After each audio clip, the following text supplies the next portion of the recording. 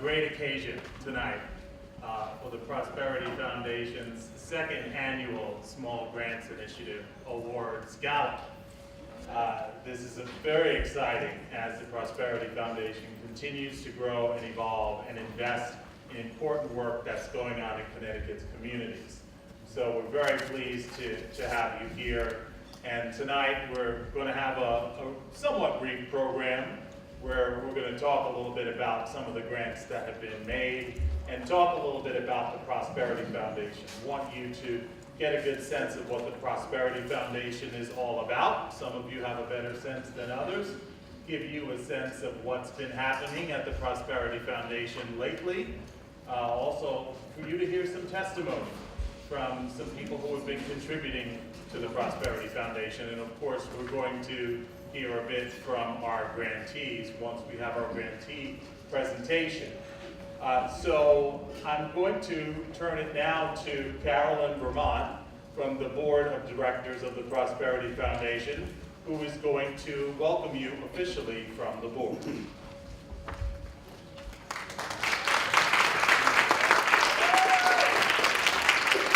Good evening, everyone. Thank you so much for joining us.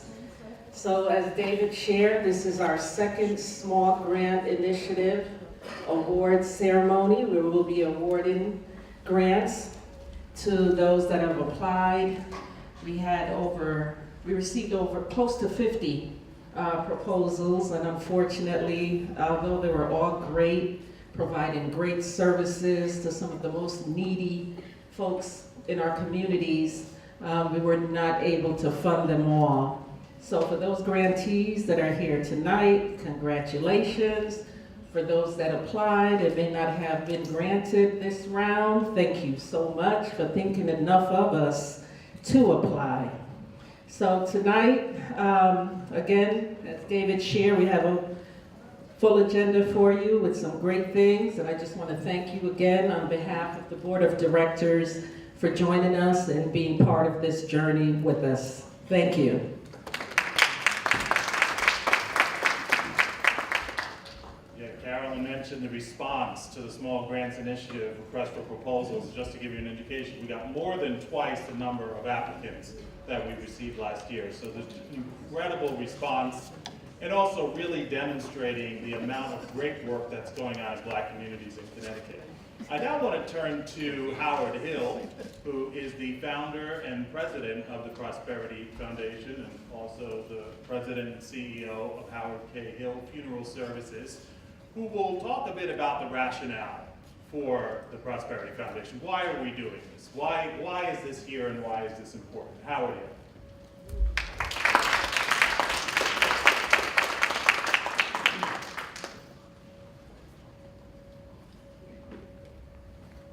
Thank you, David, and thank you all for coming. A lot of familiar faces.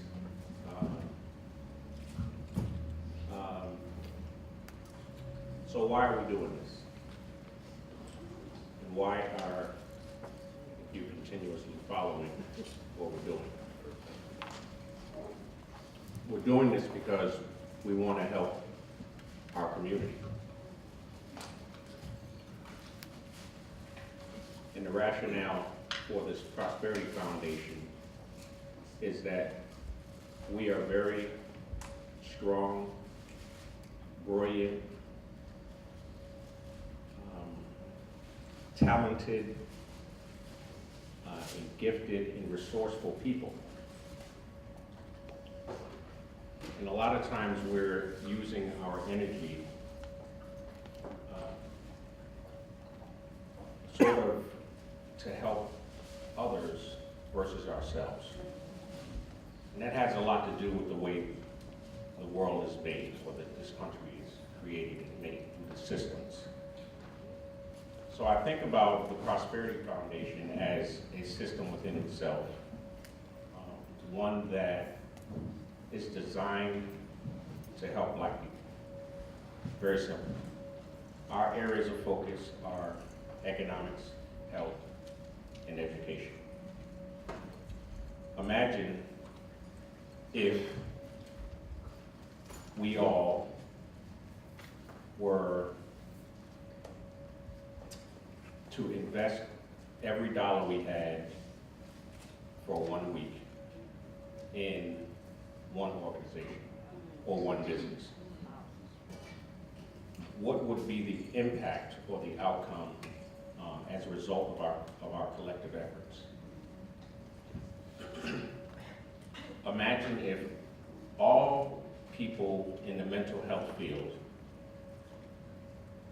created an entity that would help young 3-year-old kids, 5-year-old kids, whatever you want to target, in one city in perpetuity. Imagine the outcome for the generations to come. Imagine what we can do when we pool our resources together. And that's what this Prosperity Foundation is about. It's about pooling our resources. It's not about controlling anyone, but it's about pooling our resources and our efforts to help our community and be very selfish about it. And not worry about what others think, because they're probably not thinking about us anyway. They're taking care of their business. And we have to figure out how to handle our business. And I'm hopeful that you understand a little bit more about how this works. It's about money into an organization, money managed, and money going out. See, most of us are used to coming to ask for money so that we can do the work. Well, we want to focus a little bit more on the giving side. And we have different ways that we can get that done. Let me talk to the term. But this foundation means so much more than what a typical community foundation means. It's an entity where we can come together and breathe for a minute and think about what's important to us and decide to do something about it versus reacting to something. Anybody know what happened when a young man or a young kid gets shot in the street? Anybody know what kind of reaction happens? Outrage. What is it? Outrage. Outrage. Might be some people marching in the street, a bullhorn or something like that. And after a little while, it just kind of dissipates, right? Well, foundations are made to be in perpetuity. They're made to last forever. Now, this foundation is going to strengthen the Black community forever. And we are all going to make it happen. Thank you.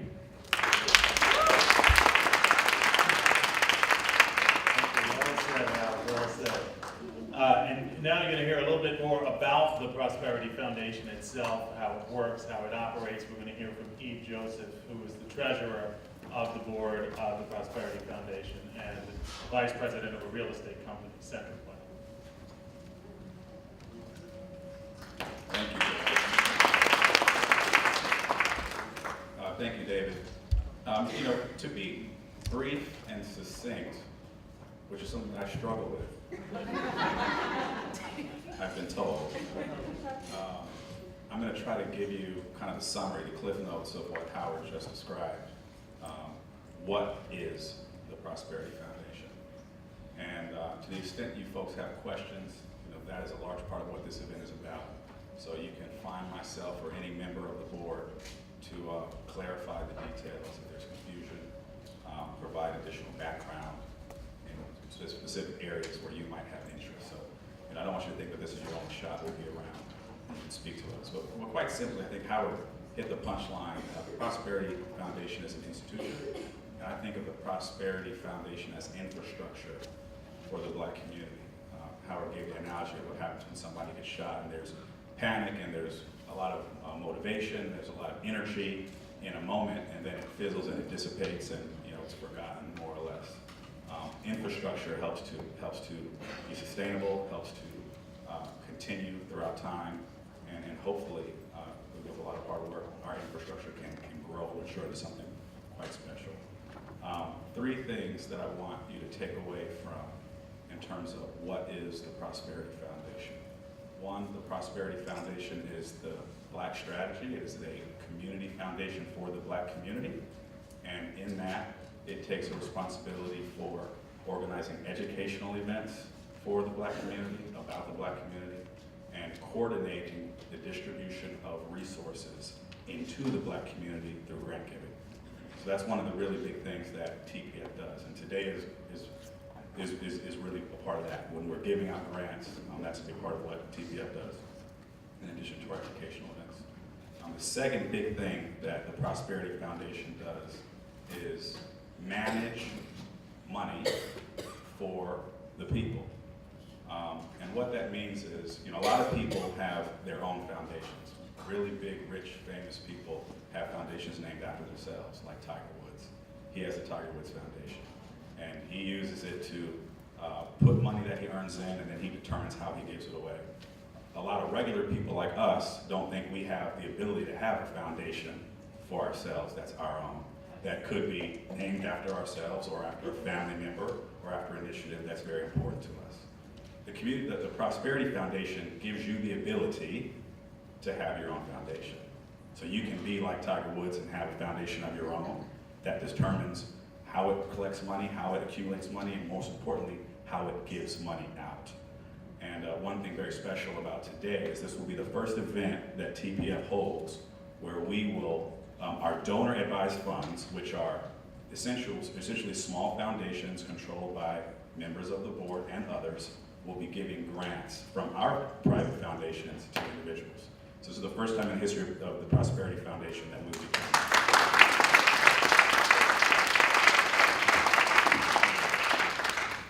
And importantly, it's something that you can be a part of. We've made it very, very, very accessible. The minimum amount to start your own private foundation or fund is $5,000, and we give you up to a year to build up to that. You can start with as little as $50 or even $10, and build that over the course of a year. So a really special thing about what we're doing is providing infrastructure to manage your money so that you can have your own private foundation directed by you. That's 2.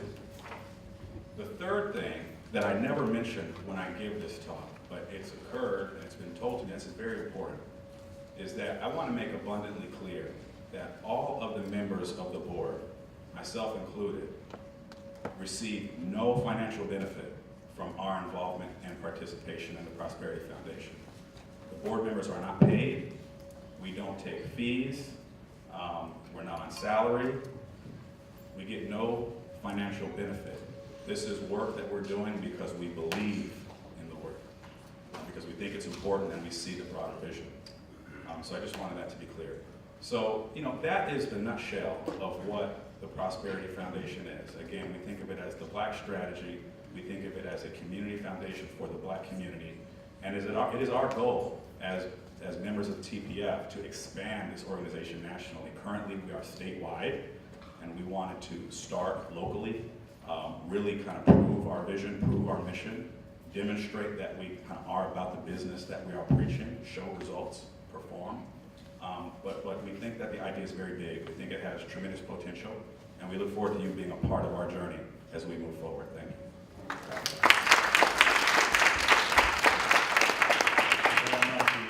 He was right. The board has been very dedicated to the Prosperity Foundation, as well as investing in the Prosperity Foundation.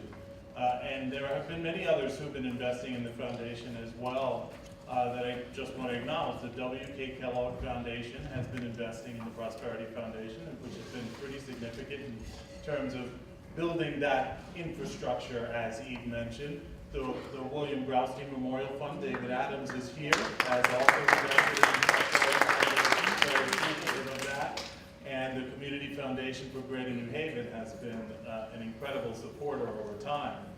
As I mentioned, the board members have invested in many ways, and there are component funds, as Eve mentioned, of the Prosperity Foundation. So within the foundation, right now, there are actually 9 different component funds under the umbrella of the Prosperity Foundation in a very short period of time. And they're close to $70,000 under management for the foundation as well. And part of what comprises that money are these funds, donor-advised funds. A foundation. It's not an actual foundation, but it's like a foundation. Someone who has the ability to, as an individual, create a fund within the Prosperity Foundation and actually develop it, grow it over time, make it a permanent investment, and actually ultimately start making grants and investing in the community. And so I now want to turn to Nancy Hill, who is going to give us a testimony from some of her investing in the Prosperity Foundation. So Nancy Hill is the Secretary of the Board of Directors.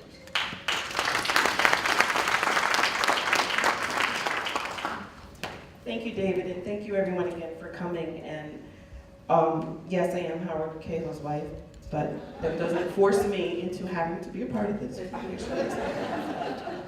But it just makes sense because as I refer to myself as a PK, and yes, we've heard preacher's kids, but I'm a principal's kid.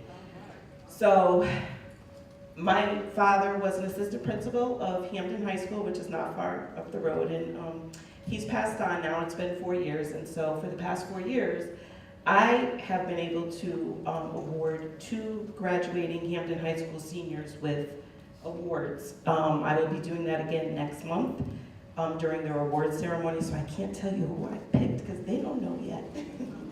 But it was because of his hard work working with particularly African American students who came from single parent families, and just mentoring there and being their support, making phone calls home to the parents, to the moms who were so appreciative that you know, my father took the time out of his everyday regular job to go downstairs to the basement of our home and get on the phone, which had the rotary dial. You can always hear up in my bedroom when Dad was making a phone call because, you know, the rotary dial was something that you can hear. And I knew he was calling and reaching out to a parent.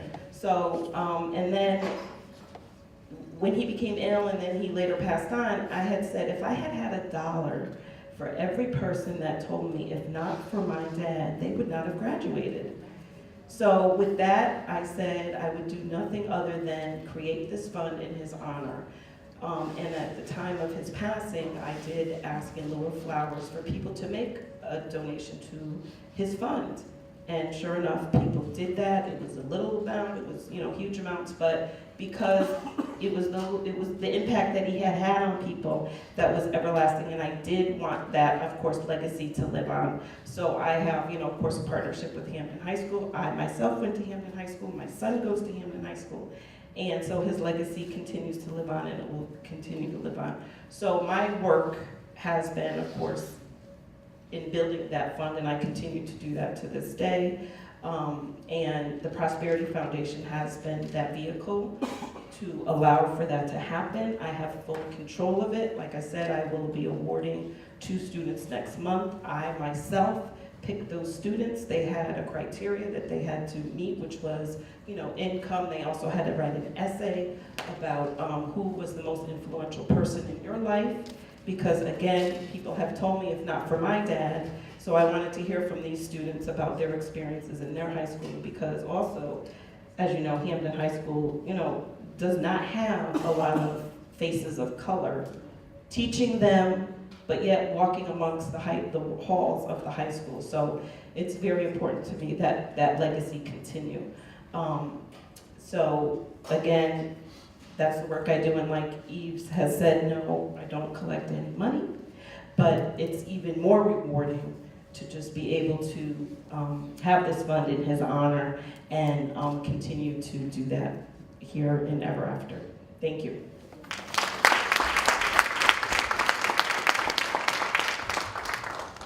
Okay, everybody. So now we're going to transition to our announcement from the Small Grants Initiative.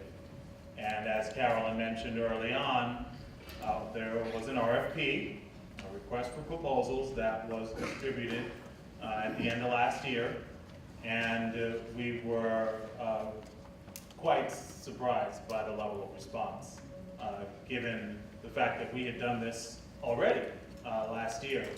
And it really demonstrated the fact that the word has gotten out about the Prosperity Foundation. And it was just so encouraging to see the incredible work that's going on. And of course, as Carolyn mentioned, it's very hard to make the decisions and to not give a grant to everybody. But it was incredibly inspirational to have read all of these exciting proposals. We did end up deciding to make grants to 11 organizations.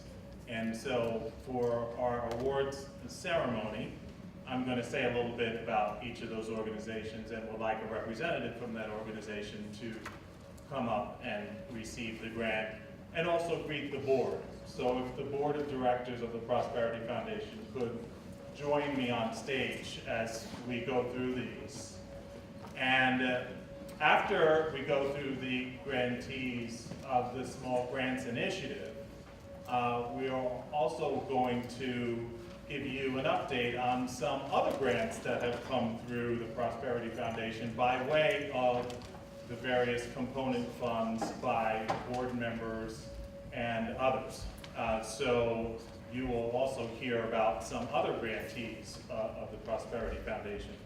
So I now want to turn to this exciting list. And as Howard mentioned earlier, the Prosperity Foundation substantively is interested in education and economics and health. And these grantees basically cover kind of a wide range of issues underneath that broad framing. But we're very excited about these organizations. The first grantee that I want to mention is Access Educational Services.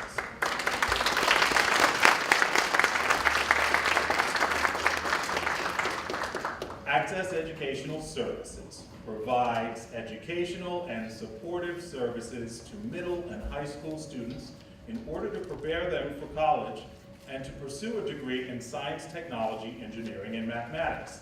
They give students and parents support, resources, and opportunities related to STEM careers to motivate them to complete high school and college. They have been working with the National Society of Black Engineers, which has been bringing together Black engineering college students. So I'd like to mention Gwen Brantley and ask Gwen to come up.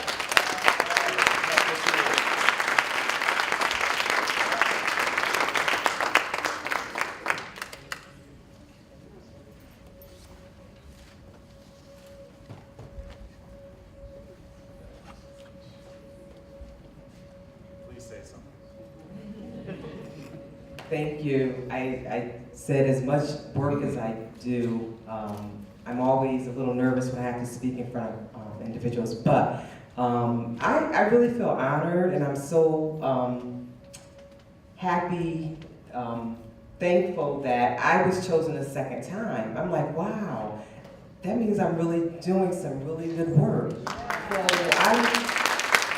So I know that a lot of people, organizations apply, but to get chosen twice, that's really an accomplishment. The work that I do is primarily volunteer work, and it's a lot of work. I hold my students and my parents to a high standard, and that's difficult. I do a lot of pushing and pulling and fighting. But we've graduated over the past 10 years, hundreds of students. We're in Bridgeport and New Haven now, and our students are working as engineers, as nurses, they're PhD students. And lastly, a lot of my students come back, and I'm able to hire them for the summer. So it's all reciprocal. So thank you.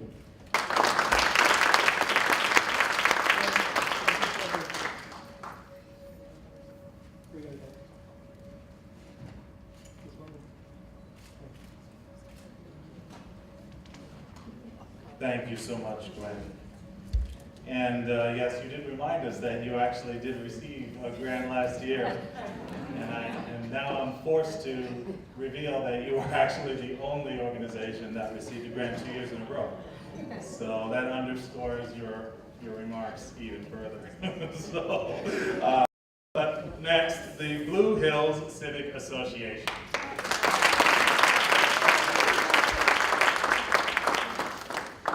Blue Hills Civic Association is Hartford's longest-standing neighborhood civic association, which was created as a result of grassroots advocacy among parents, neighborhood leaders, and other stakeholders. They have been working closely with parents and community leaders to ensure that they are full partners in establishing high-quality teaching and learning at the new Weaver High School, slated for reopening in 2018. And I would like to call Denise Best. Over here.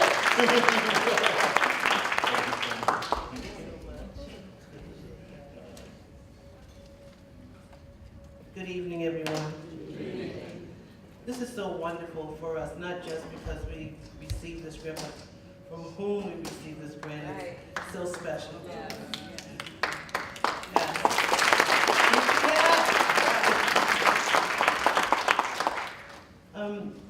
Since the year of 2015, I've been working with Blue Hills Civic Association as an education organizer.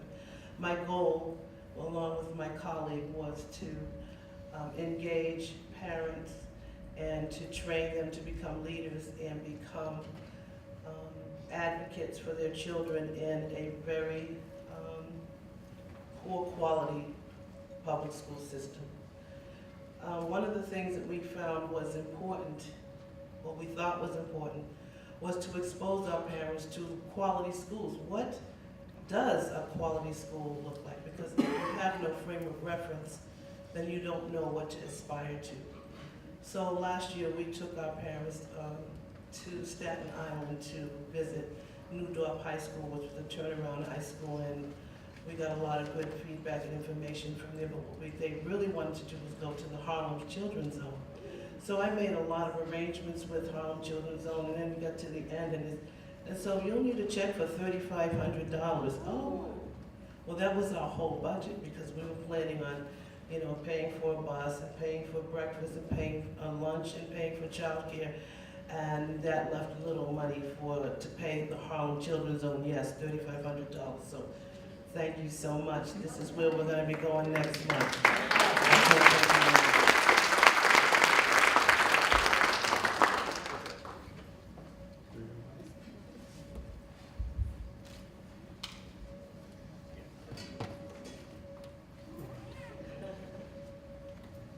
Thank you so much, Denise.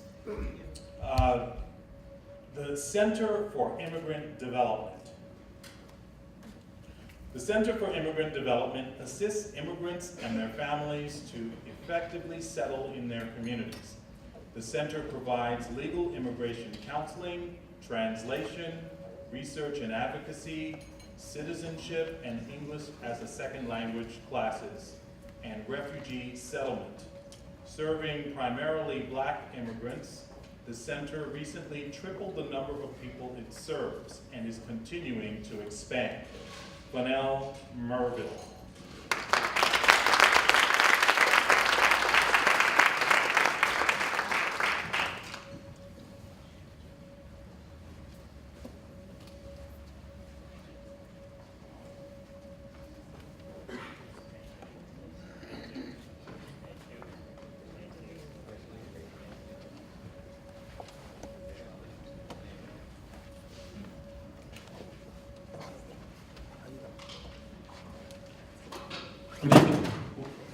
Good evening, everyone. My name is Fanel Merville. I am the Executive Director of the Center for Immigrant Development, a non-profit organization that is based in Bridgeport. I have with me the chairman of the board. First of all, I want to thank the Prosperity Foundation for this opportunity, for making tonight a very special night for the center. We would not be here tonight, of course, without Mr. David Morris, who reminded me this year again that there is a grant, so why don't you go and apply? So I did just that. And also I would like to thank Louis. He's not here tonight, but he was the first one to tell me about the foundation and the type of work that the foundation is doing in the community. The center, as I said, is a non-profit organization, and our mission is to help immigrants to settle effectively in the U.S. Where we cannot help, we refer those immigrants to other non-profit organizations or to government agencies that can help them. The center is recognized and accredited by the Board of Immigration Appeals, which is a government agency, the highest level of government agency that provides this type of credential to organizations.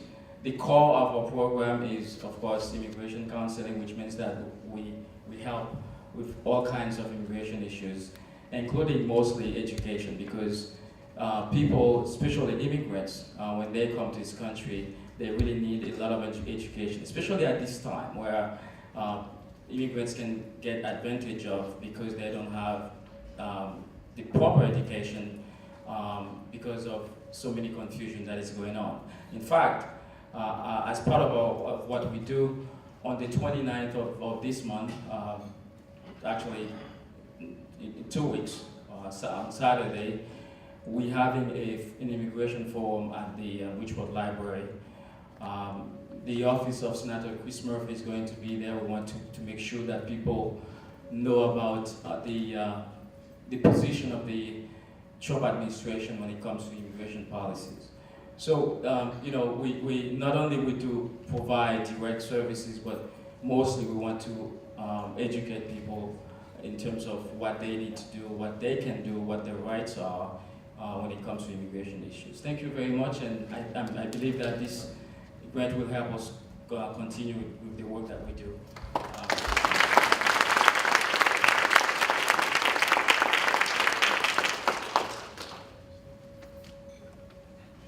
Thank you so much.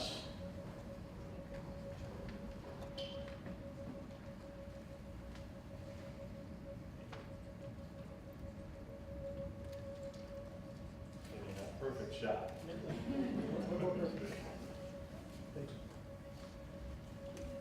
So,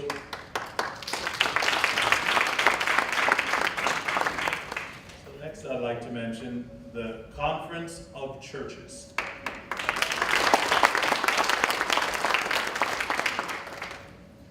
The Conference of Churches is one of the oldest ecumenical nonprofits in the nation, which works to eliminate poverty in all of its forms. They created the Soul Care Grief Support Series to provide culturally competent support for those who have been impacted by grief and loss. They hold their sessions at the 224 Eco Space, which has become an anchor in the Asylum Hill neighborhood in Hartford. I'd like to call Reverend Dr. Shelley Best.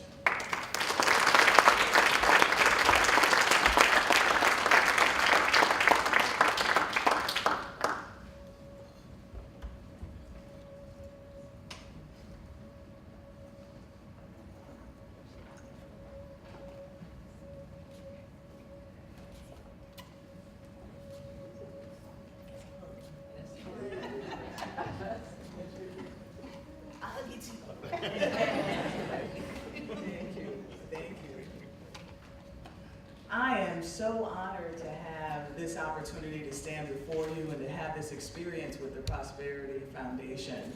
And I'd like to recognize all of the other organizations that have been funded as well.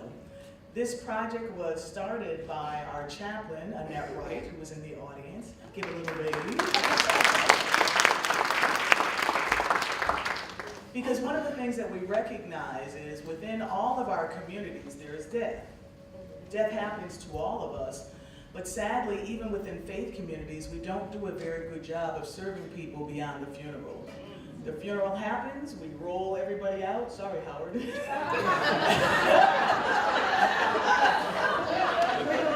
And then your support is actually over. Many of the faith communities do very little. And beyond that, when it comes to issues of homicide and community trauma, we don't see the kind of support that our community needs. So we began our soul care project for traditional grief, but then one of the ministers that works within the 224 Ecospace, Michael Winters, is a very gifted man who told his own story, which was he grew up as a child in a home that was full of abuse in Los Angeles, California. He left Los Angeles to come to Connecticut because he had to get away from the abuse his mother was experiencing. Finally, his mother made the brave decision to leave his stepfather, and she went back to her home to get cake pans for his sister, and his stepfather kidnapped her, put her in the car, and shot her at point-blank range and threw her out of the car in the street. He is a survivor of homicide, and he's a minister. So for him to go through this kind of journey of grief and the trauma that he's gone through his childhood, he made a commitment that he wanted to give back to other people and expand the soul care program by having a special series for people who have been impacted by homicide. So we're so thankful for this support that we'll be able to continue the work and help families that have been impacted by this kind of trauma. Thank you so much for the support.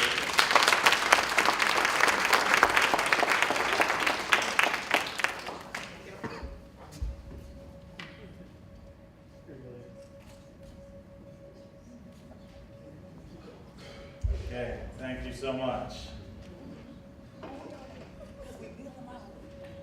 Okay, Delta Sigma Theta Sorority, New Haven Alumna Chapter. The Delta Sigma Theta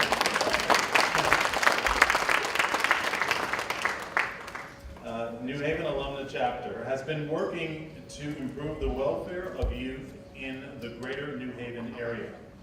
The chapter created development, education, and life training for adolescents, which is Delta, to encompass the various ways in which they have been working with young people, including Project C, Science and Everyday Experiences, Delta Academy, GEMS, Growing and Empowering Myself Successfully, and an annual free market and health symposium.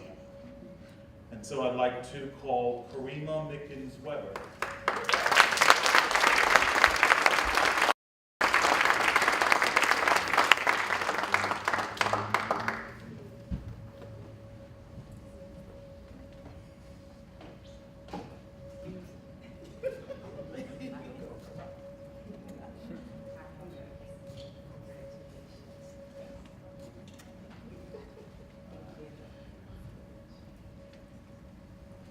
Good evening. Good evening. It is my pleasure to greet you on behalf of the New Haven Alumni Chapter of Delta Sigma Theta Sorority Incorporated. I'm Karima Mickens-Weber, and I'm president of the chapter.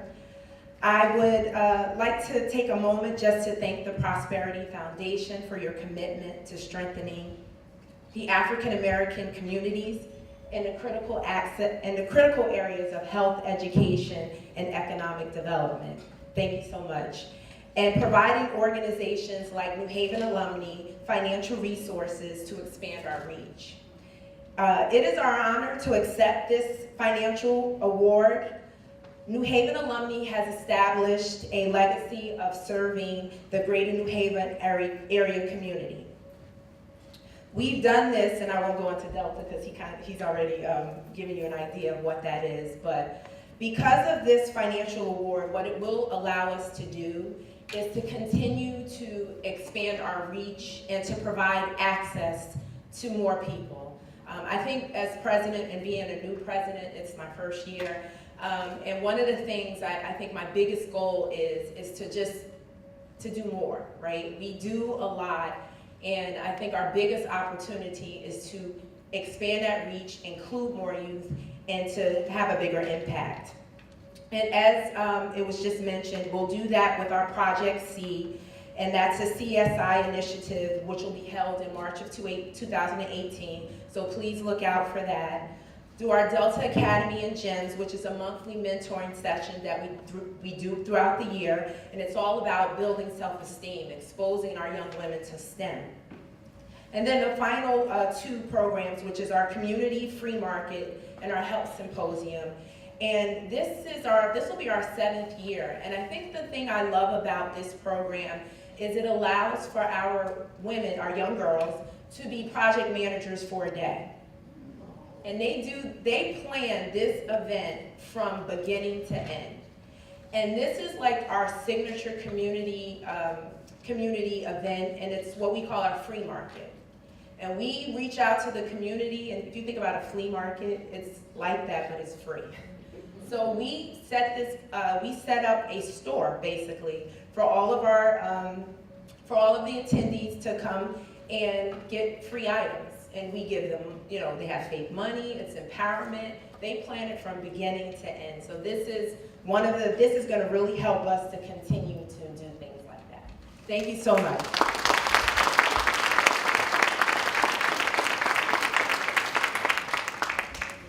I don't think you want to do it.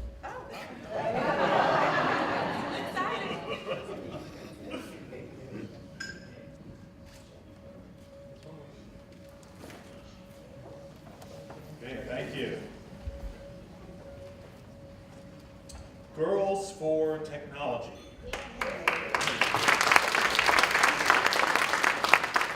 Girls for Technology exposes young girls to statewide and national STEM initiatives to further their interest in these career disciplines. They are seeking to increase the number of girls interested in technology, to stimulate girls' interest in science and engineering, to teach girls computer programming skills, and to strengthen girls' ability to communicate their interest in STEM careers. I'd like to call Sabrina Tucker Barrett.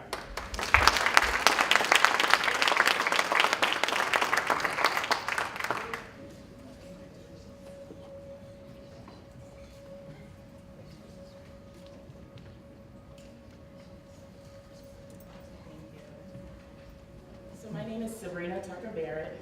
The mission of Girls for Technology is to empower the next generation of girls to explore opportunities to become tomorrow's leaders in STEM. I started the organization really to get more young African American girls of color, to really thinking about the technology engineering field. I noticed that there weren't really many girls in the technology engineering field going into those fields. The Prosperity Foundation, I'm really thankful for, will provide, through our Saturday Math and Science Academy, opportunities for girls to engage, I'm really nervous, to engage in industry, to engage with industry professionals, where we hold workshops on Saturdays, where they, engage with industry professionals doing coding and leadership. They have biotechnology, people that come in to teach them biotechnology, and they also take field trips. So I'm really thankful for the Prosperity Foundation for providing this.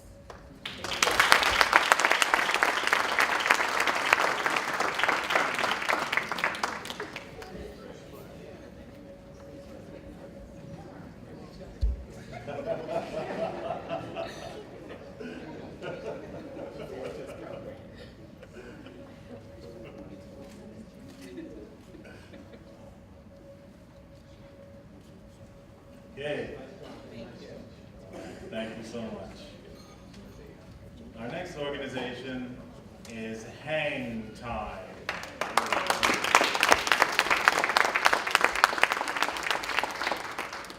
Hang Time is a grassroots effort to foster community and give voice to ex-offenders / returning citizens.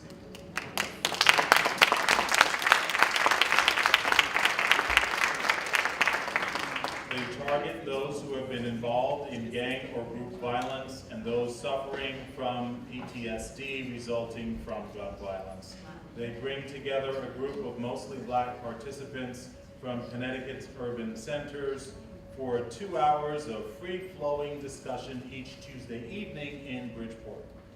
Hang Time will provide entrepreneurial classes through their Pride program in Bridgeport, which was created by a successful business owner who is an ex-offender. I think it's Shamir.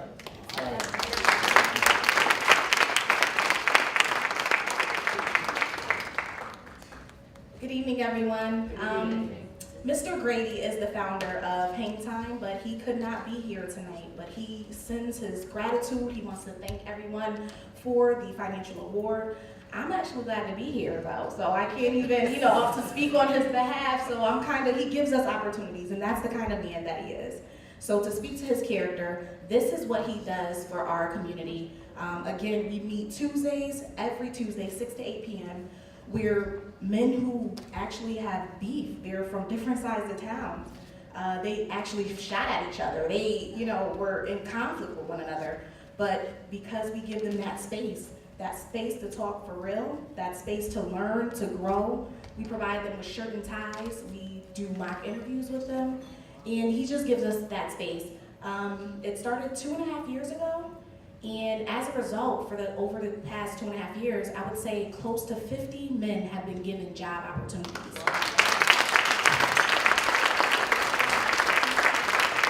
Not only that, Mr. Grady does things such as provide money.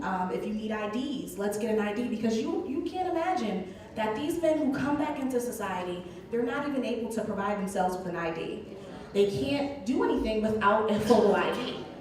We provide housing as well.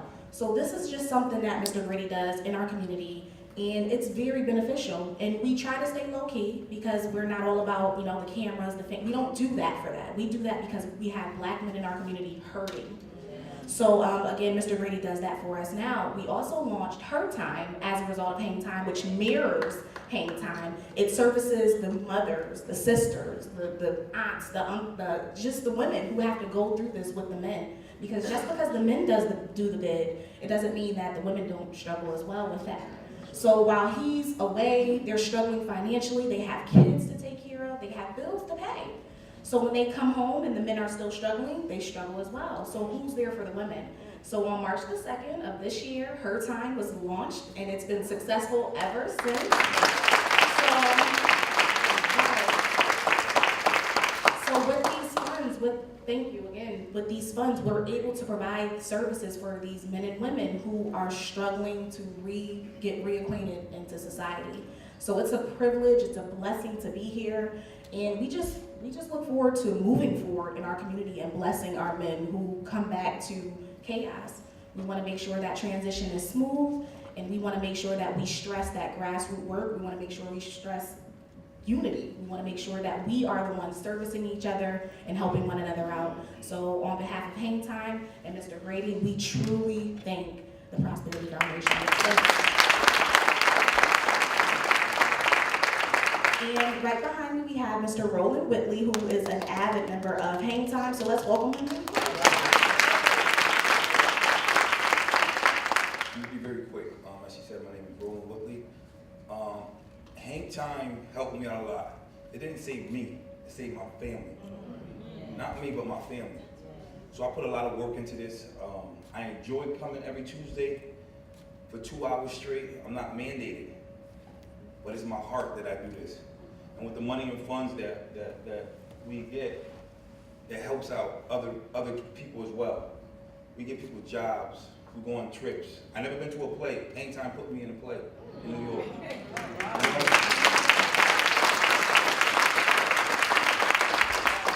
I've been incarcerated over 10 years of my life. This is the longest I've ever been home. Do Hang Time.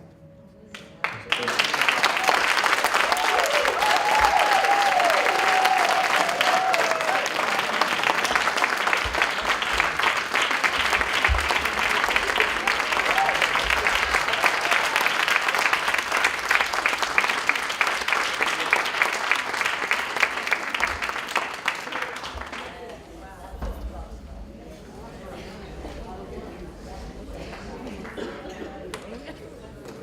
thank you. Thank you, Hank. That was very inspirational.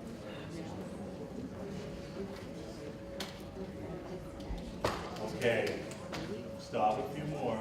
Still have a few more. All right. Okay, Higher Heights Youth Empowerment Programs.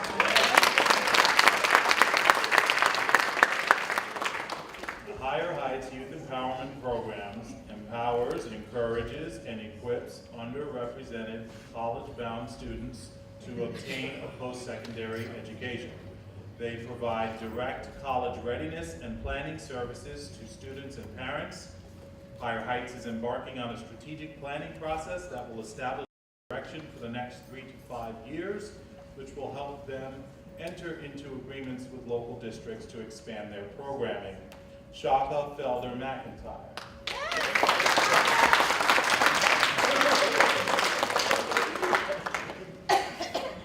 Congratulations again.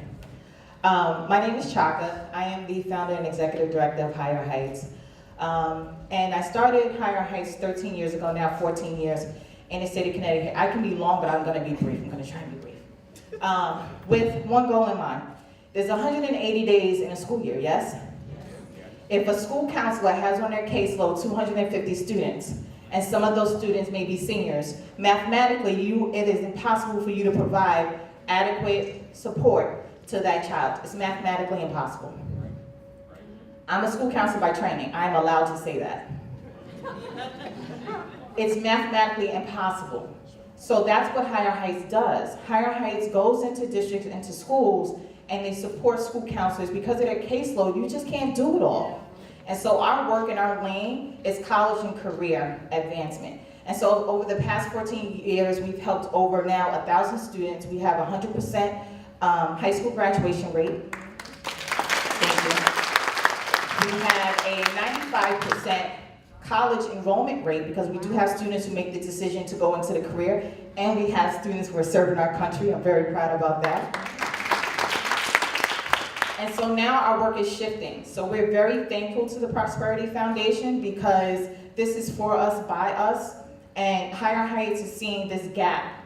We presented some data last week that the gap between our African American students, particularly our males, our L students, and even our students with special needs, the gap between college graduation, although yes, Connecticut's graduation rate is growing, the gap is getting wider in our subgroups. I don't want you guys to be misled by what's happening in the news. Our gap is growing within our African American students and our low income students. I need you guys to be very aware of that.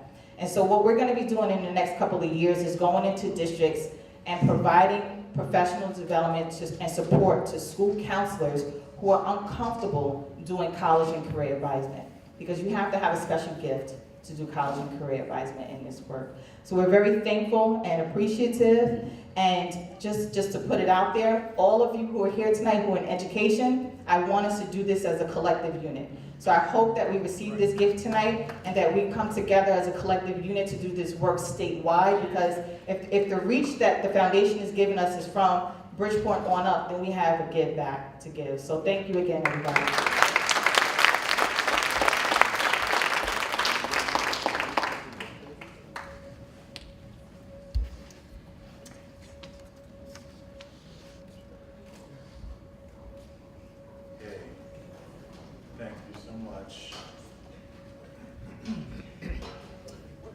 Okay, the National Coalition of 100 Black Women.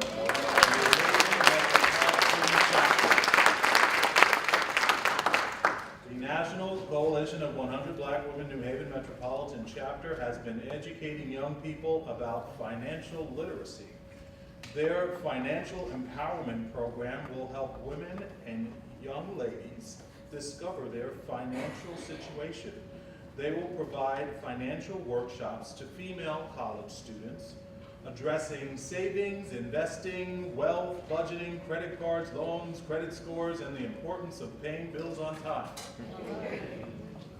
I'd like to welcome Valencia Goodrich and Lorraine Gibbs.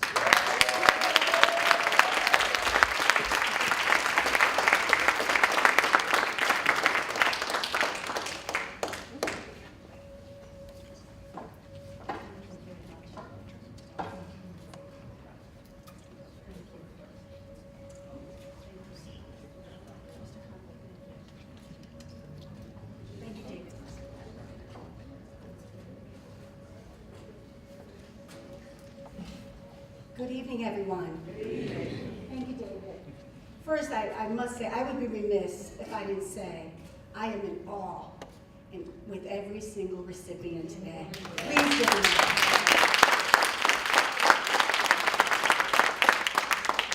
to the Prosperity Foundation, Mr. Hill, Mrs. Hill, on behalf of the National Coalition of 100 Black Women, we graciously and we are thrilled and excited to receive the grant today. As David mentioned, these funds are earmarked for our financial literacy program, which will begin fall of 2017. However, I'd like to give you just a little bit of background information. We were just recently chartered in 2016, September 2016. 50 years ago, Edna Beach had a vision that women in the community give back to Black women and girls. And we had an opportunity 50 years ago, this was started, Coalition of Women. We came together as 20 women who were courageous enough to believe that there was a need here in this community, especially in light of this new administration. We have to be the voice to promote advocacy for our Black women and girls. So what I will leave you with is our mission. Our primary goal and mission with the National Coalition of 100 Black Women is develop leadership development in the areas of health, education, and economic empowerment, to right some of the disparities and promote advocacy in each of those areas. So we thank you very much graciously, and we want to be like Gwen and be a recipient again next year. So thank you.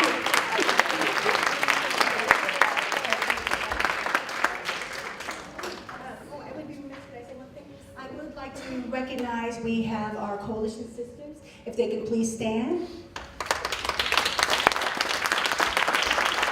These ladies are part of our fund development committee. In addition, we have Lorraine, who's our fund development chair. We are just very, very grateful for her talent.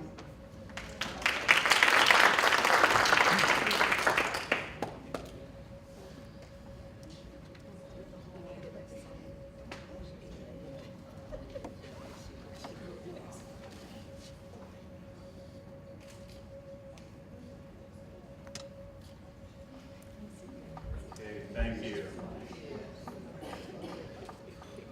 Okay, our next organization is The Perfect Blend. The Perfect Blend provides group mentoring and leadership for high school girls of color in Greater New Haven. They connect young women with positive role models from their communities. Their youth leadership program provides mentorship for young women through a partnership with Southern Connecticut State University. The mentors, called Legendary Women, volunteer their time leading workshops and empowerment groups with the young women. Workshops address issues such as problem solving, critical thinking, peer pressure, self-esteem, and positive body image. I'd like to call Jeanette Sykes.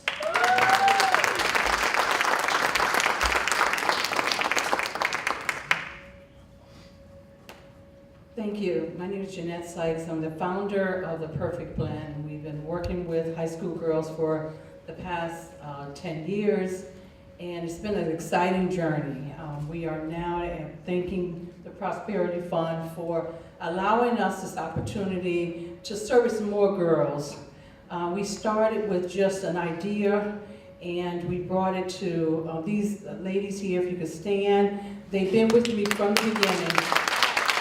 And so I do appreciate them for just being an idea and then bringing it up to fruition. So we work with the girls and we want to extend it. We want to expand on working with the girls. We have two programs. One, our leadership program, which is at Southern. We want it to be on the campus so that the kids can get an environment of a college life, so that they can see it, feel it, and understand that that's where their next step is. And then we want to let them know that they have positive role models right here in their own community.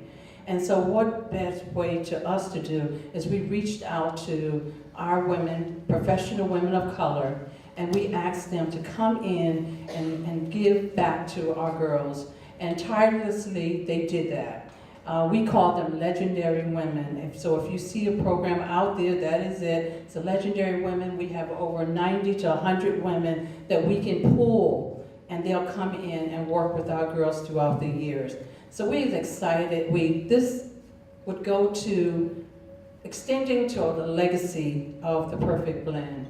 We're doing a documentary on the professional women that have come through the Perfect Blend over the last 9 years. So you can imagine if you touch 12, 13, 14 women and times that times 9 years, you have a lot of women that you want to recognize. So they're going to actually be on a film. The girls are going to actually be part of the film. We're going to actually have workshops for the girls so that they'll understand how to put a production together. And then we're going to expand so we can go into the community and work with more girls. So we do, again, thank you for establishing, and we're just kind of trying to do greater things. Thanks again. I hear this. She's actually right. We also provide a scholarship program. These ladies here fundraise every year hard so that the girls that comes through our program can receive a scholarship. We do follow our girls. The majority of our girls do go on to college, vocational school, and also employment. But right now, all of our girls that have come through the program have been successful. They've gone and graduated in 4 years. I have girls right now that's in graduate school and some that's come out and they are employed. So we do thank you for that. Thank you.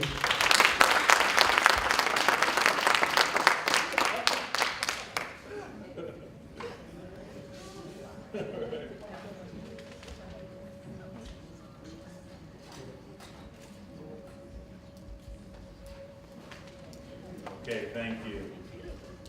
And so now the last of our 11 grantees under the Small Grants Initiative is the Polished Pearls Foundation. The Polished Pearls Foundation is the philanthropic arm of the Alpha Kappa Alpha Sorority Theta Tau Omega chapter. Polished Pearls focuses on improving quality of life in Fairfield County with a special emphasis on the greater Bridgeport community, focusing on education, health promotion, family strengthening, and environmental ownership. They are conducting a series of workshops on these topics. I'd like to call Yasmin Blackburn.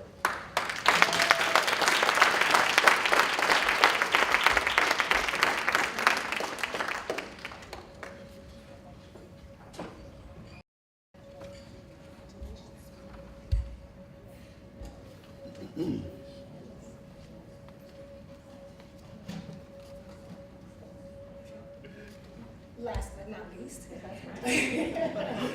we'd like to say thank you to the Prosperity Foundation for this opportunity. We're a baby organization. We also were founded in September of 2016, even though Theta Tau Omega chapter has been serving the Bridgeport and Fairfield community for the past 49 years.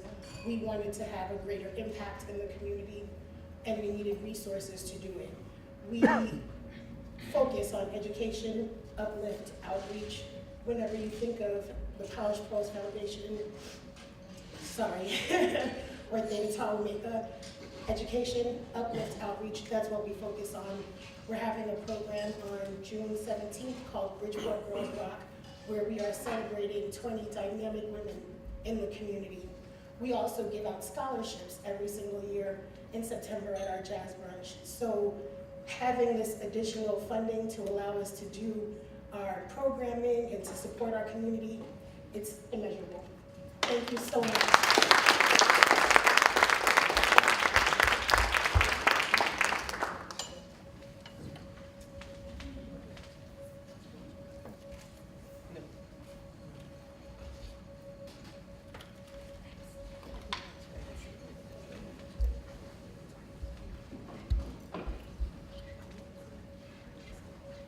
Hey, we're gonna go sit. I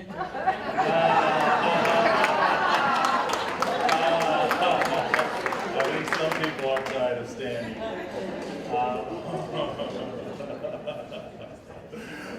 Okay, so how about a round of applause for that?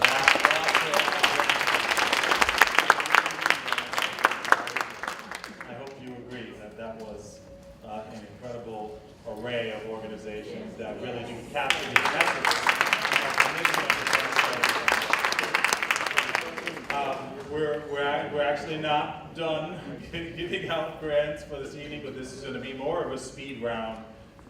So as has been mentioned earlier, there are various funds within the Prosperity Foundation that have been created by some board members and other donors who are giving away some of their own grants.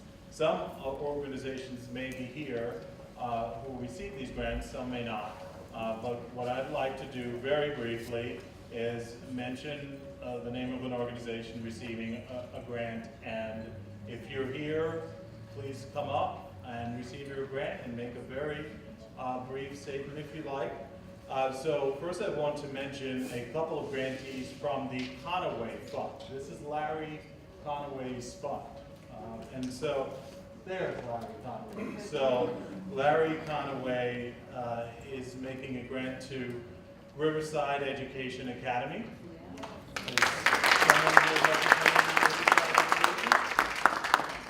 Someone here representing that organization? No? Okay. And also Training and Motivation Center. I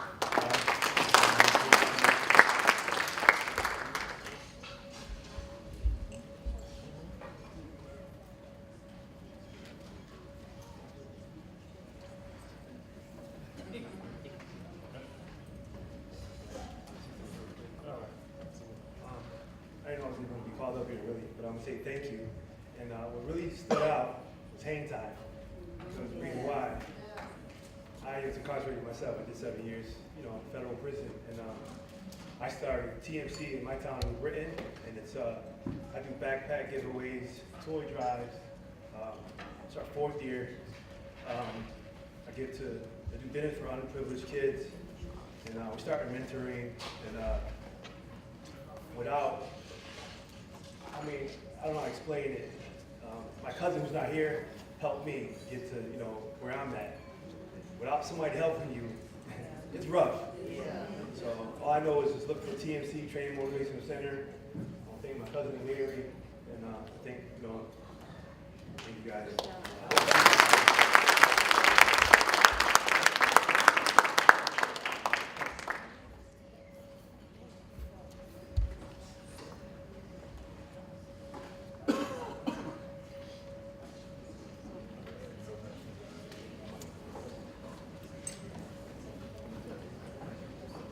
Mr. Kareem, please stand so people can see you.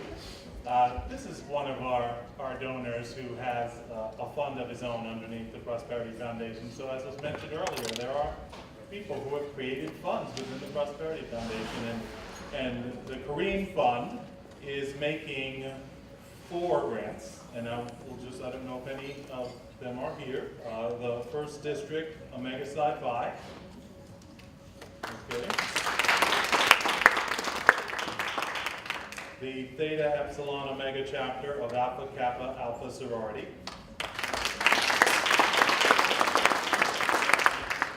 The Riverside Educational Academy.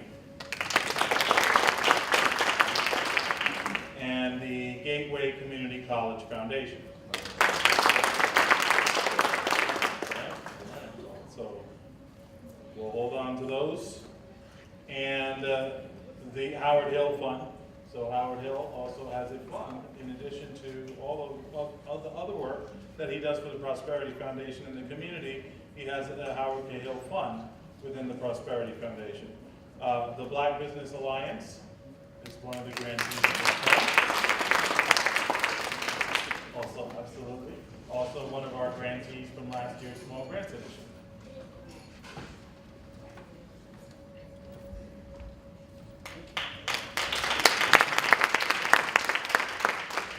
Nothing like a heavy check. You know what, Howard and I have had a relationship over the past few years since I've moved to Connecticut about, 9 years ago. down south via the military. You know, Howard and I got a general commonality, and that's black folk. Right? I'm born and raised in North Carolina, you know, from entrepreneurial parents. My mother owned 3 beauty shops. My father was a general contractor, you know, and I grew up in that spirit. So, you know, I was military, corporate America, you know, moved to Connecticut, you know, combat guy. But there's something that always said you gotta do what you gotta do. And there's something that said you gotta give back to the people and give them what you learned. But that's what my father did. You know, that's what my father did.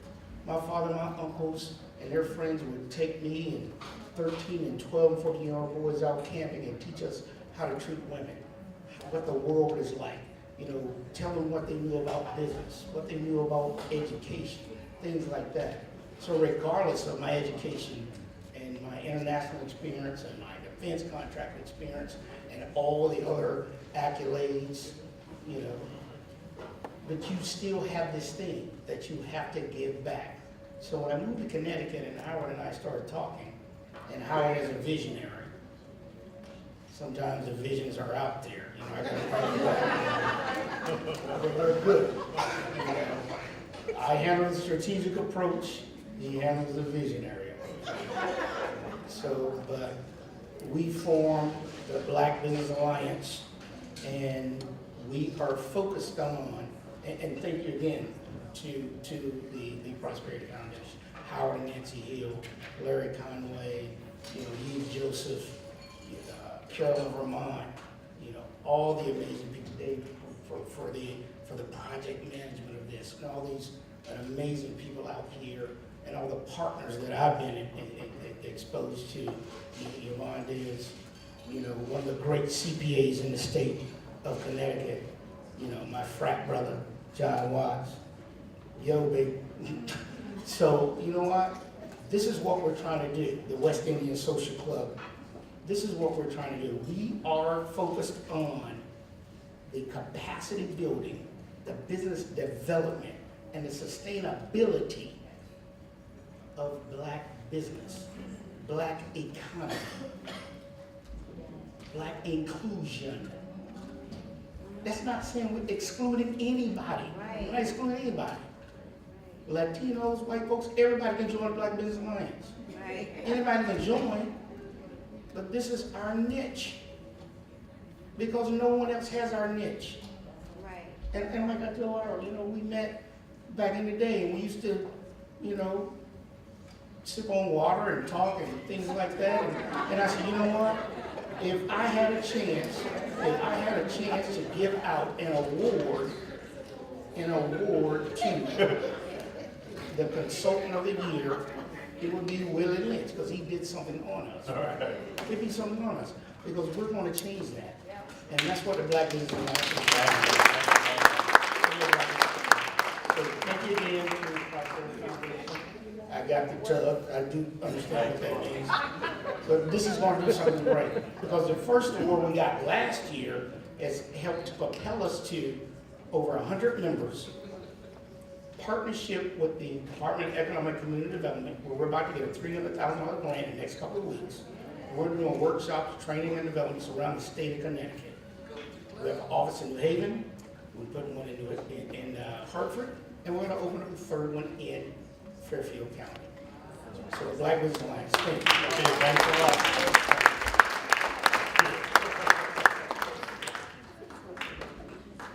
There's a photo out there for you all. So you've got a photo op, and so I'm going to mention another grantee from the Howard Bill Fund, the Education Development Support Network.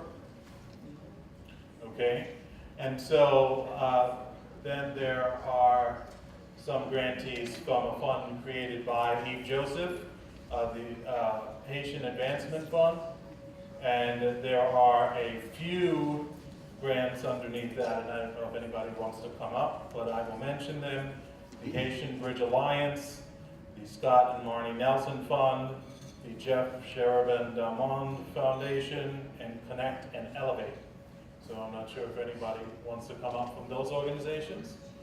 Well, that gives you an indication overall of just the breadth of work that's already going on at the Prosperity Foundation and the tremendous philanthropy that's underway and the great investments that are in our communities. And so before we close out, we want to hear from one more of the board members, the Vice President of the board, Larry Conaway, who will talk to you a bit about how you can get involved in the Prosperity.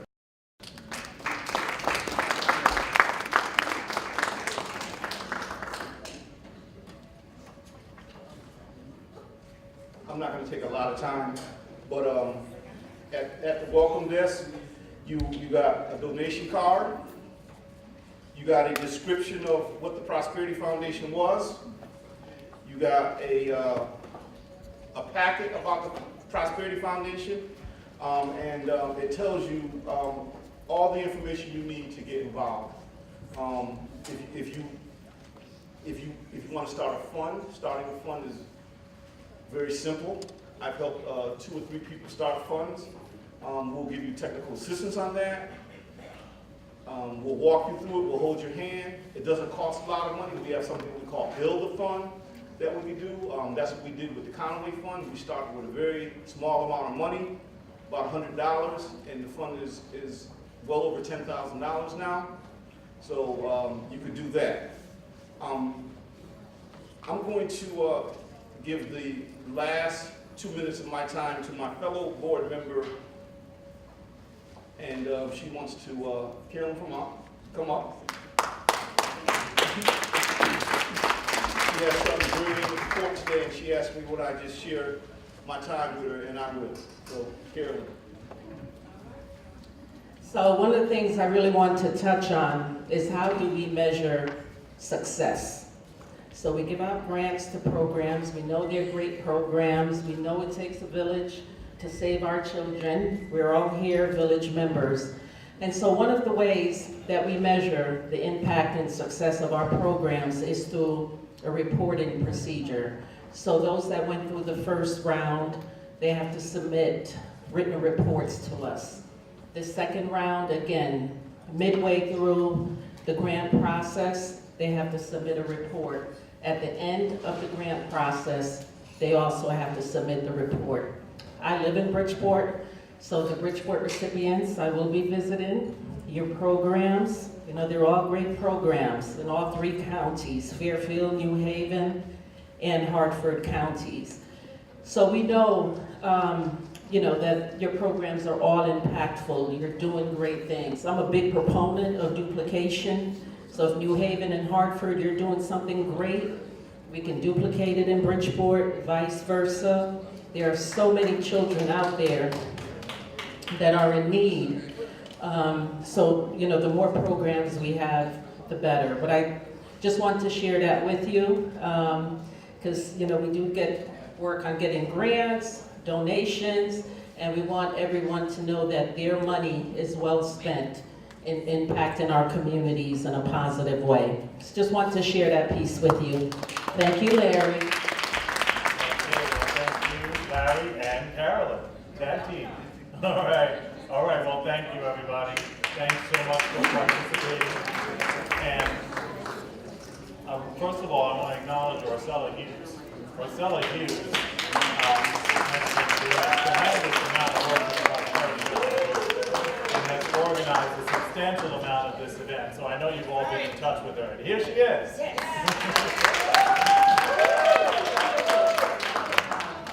I think I cried on Hey.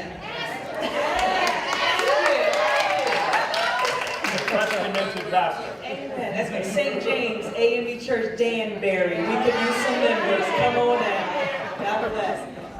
But certainly, I do give all honor and praise to God for all of your hard work that you have put into your initiatives. I think I cried on most of the presentations. But I only came to let you know that if you parked in the garage, when you leave here, please go out to the desk on your left-hand side, outside of these doors, and they will validate your parking. Also, I saw many cell phones taking pictures, and I know you're anxiously waiting to post them to social media. Please make sure you tag the Prosperity Foundation, and it's our hashtag Prosperity TPF, so that the word will go beyond this room, but to many others. So that's all I want to say. Thank you, David. And come to St. James AME Church, Danville.